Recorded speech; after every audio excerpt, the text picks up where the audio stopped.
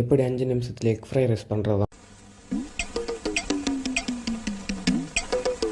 தான் பார்க்க போகிறோம். அதுக்காக முட்டைக்கோசையும் வெங்காயத்தையும் நல்லா சிறுசாக கட் பண்ணி எடுத்துக்கோங்க.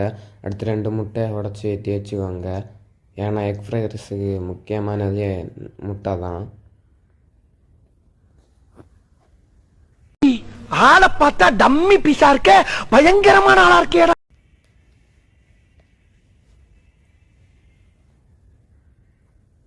அடுத்து ஸ்டவ் ஆன் பண்ணி ஒரு கடாயை வச்சுருவோம். வச்சுட்டு கொஞ்சம் எண்ணெய் விட்டுக்குவோம்.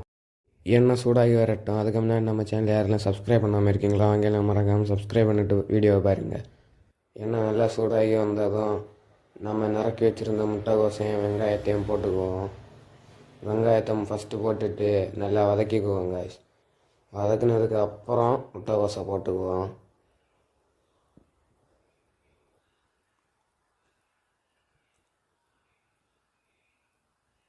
இப்போ முட்டைக்கோசையும் போட்டு நல்லா வதக்கிக்குவோம். அடுத்து நம்ம உடச்சி வச்சுருந்த முட்டையும் ஊற்றிட்டு நல்லா கிண்டுன்னு கிண்டிக்குவோங்க. ஒன்றோடு ஒன்று ஒட்டிக்காமல்.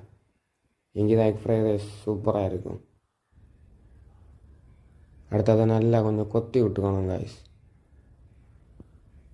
இதோ இந்த மாதிரி நல்லா கொத்தி விட்டுக்கோங்க. கொத்தி விட்டுட்டு வீட்டில் வச்சுருந்த ஒயிட் ரைஸ் கொஞ்சத்தை எடுத்து தட்டிட்டு அதையும் நல்லா கிண்டிட்டேன் காய்ஸ்.